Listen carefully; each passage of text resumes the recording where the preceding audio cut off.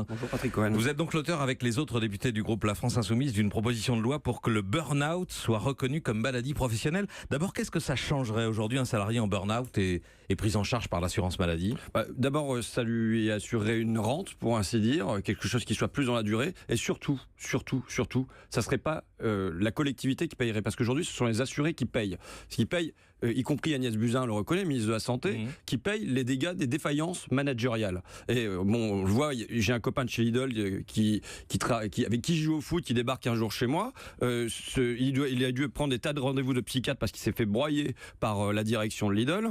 Et il me dit, mais moi, ce que je comprends pas, c'est pourquoi c'est pas possible que ce soit Lidl qui paye. Là, c'est vous, c'est moi qui payons. C'est le financement qui change. Vous voulez que les burn-out soient pris en charge par la branche accident du travail qui est financée par les employeurs. Accident du travail, maladie professionnelle. Et ça, pour moi, c'est une conséquence importante en termes de prévention. Parce qu'aujourd'hui, la sanction est une prévention pour moi. Quel est l'intérêt d'un employeur de vraiment prendre en compte les risques psychosociaux si derrière, il n'a pas du tout à payer les dépressions qu'il peut produire en série, les troubles psychiques qui l'engendrent. On voit même, j'ai eu des cas, par exemple, dans une caisse d'épargne sur la Côte d'Azur, il y a une dame qui se jette sous un train avec 2 enfants, ça produit pas de changement dans le management. Derrière, il y a un autre gars qui se suicide, ça produit pas de changement dans le management. Il y a un mec qui fait un AVC en pleine plénière des résultats, ça produit pas de changement dans le management. Donc, on a qu'il y aurait une prise de conscience collective si c'est les employeurs qui sont en charge de ce type de risque. Si jamais ça apparaît dans leur bilan comptable aux employeurs,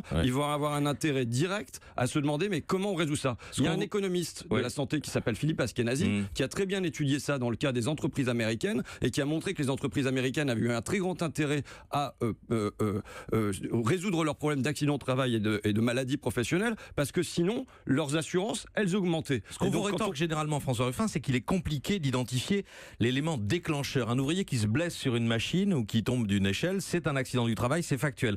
Un salarié sous pression dans son travail peut basculer en burn-out, il peut craquer à la suite d'un problème personnel. Ouais, mais non. Vous savez, c'est ce qu'on a dit pour tout.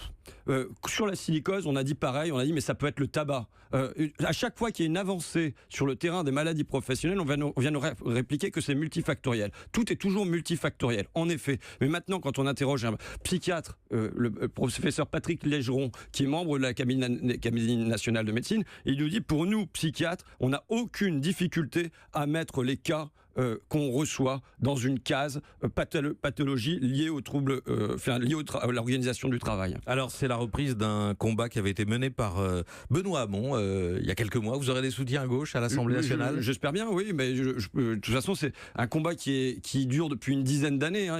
Ça s'inscrit dans toute une série de rapports. Il s'agit d'avancer maintenant. Il s'agit de passer de la parole aux actes quelque part. Et aujourd'hui, quand on se bagarre pour économiser, là c'est plusieurs milliards d'euros qui sont en jeu, à savoir est-ce que la collectivité va pouvoir se décharger de ça.